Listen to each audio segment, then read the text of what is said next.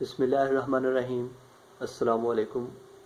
آج ہم ڈاکٹر علامہ محمد اقبال کی مشہور نظم جس کا نام ہے پیوستہ رہ شجر سے امید بہار رکھ، اس نظم کا پہلا شعر جو ہے وہ آج ہم پڑھیں گے۔ شاعر کہتا ہے کہ ڈالی گئی جو فصل خزاں میں شجر سے ٹوٹ، ممکن نہیں ہری ہو صحاب بہار سے۔ اس میں سب سے پہلے ہم الفاظ کے معنی کو جانتے ہیں۔ پہلا لفظ ہے ڈالی۔ ڈالی ٹہنی کو کہتے ہیں۔ ڈالی یہ ایک شاخ ہوتی ہے درخت کا، جو ایک درخت ہوتا ہے اس درخت کی جو شاخ ہوتی ہے، اس شاخ کو، اس ٹہنی کو ڈالی کہا جاتا ہے۔ فصل خزاں، خزاں کا موسم۔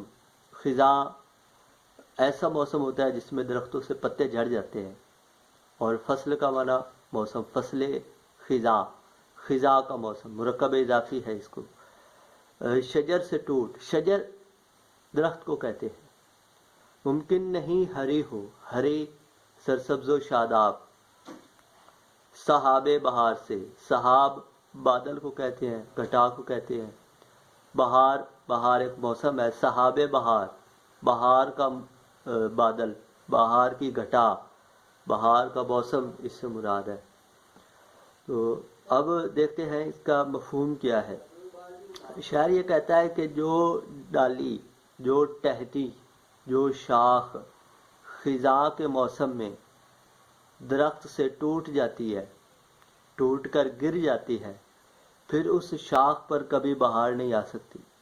وہ شاخ، وہ ٹہنی کیا ہوتی ہے؟ سوکھ جاتی ہے، اس پر کبھی بھی بہار نہیں آ سکتی۔ چاہے بہار کا موسم آ جائے، بہار کا موسم آتا ہے تو کیا ہوتا ہے کہ جو درخت جن سے پتے ٹوٹ کے گر چکے ہوتے ہیں اور وہ پیلے ہو جاتے ہیں، سرسبز و شاداب ہو جاتے ہیں جیسے ہی بہار کا موسم آتا ہے۔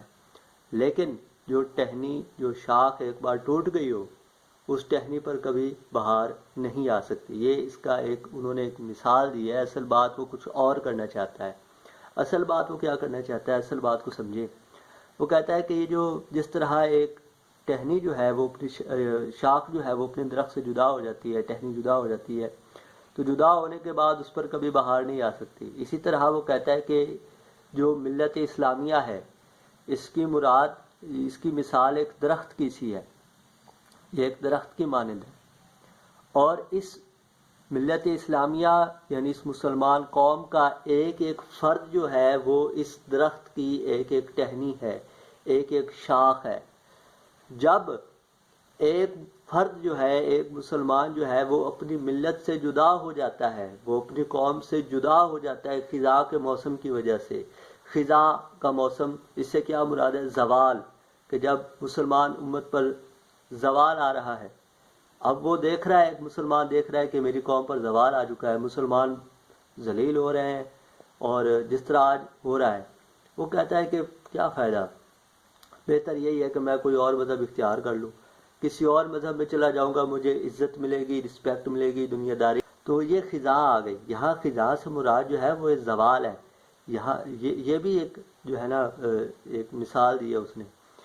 تو مسلمان کیا ہوتا ہے؟ ایک فرد اپنی ملت سے، اپنی قوم سے جدا ہو جاتا ہے اس قوم پر زوال آنے کی وجہ سے۔ جب وہ جدا ہو جاتا ہے، اس کے بعد کیا ہوتا ہے؟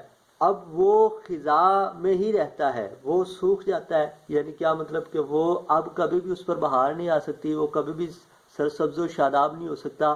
آخرت کے دن وہ ذلیل ہوگا، رسوا ہوگا۔ دنیا میں وہ چند ٹکوں کے لیے، چند پیسوں کے لیے اس نے اپنا مذہب بیچ دیا، اپنے آپ کو جو ہے اس نے ایک اور مذہب میں ڈال دیا، دنیا کی زندگی کے لیے، دنیاوی فائدے کے لیے وہ ادھر تو چلا گیا، لیکن نہ اس کو یہ قبر میں فائدہ ہوگا، نہ حشر میں۔ اور پھر اگر اسی دوران اس کو موت آ جاتی ہے تو اس کی زندگی ختم ہے، اس کی آخرت تباہ و برباد ہو جاتی ہے۔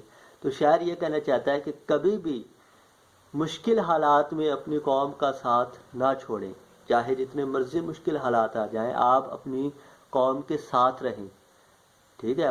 آپ کی پہچان اسلام ہے، آپ کی پہچان جو ہے وہ اسلام کے ساتھ ہے۔ اگر آپ اسلام سے جدا ہو جاتے ہیں، کٹ جاتے ہیں، آپ کی پہچان جو ہے وہ ختم ہو جاتی ہے۔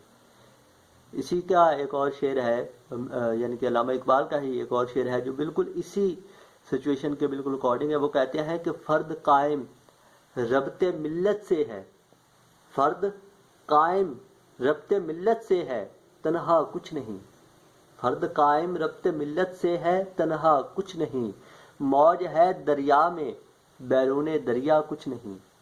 موج جو ہوتی ہے وہ دریا میں اپنا جوش جذبہ دکھا سکتی ہے، دریا سے باہر موج کو نکال لے، موج فارغ ہے۔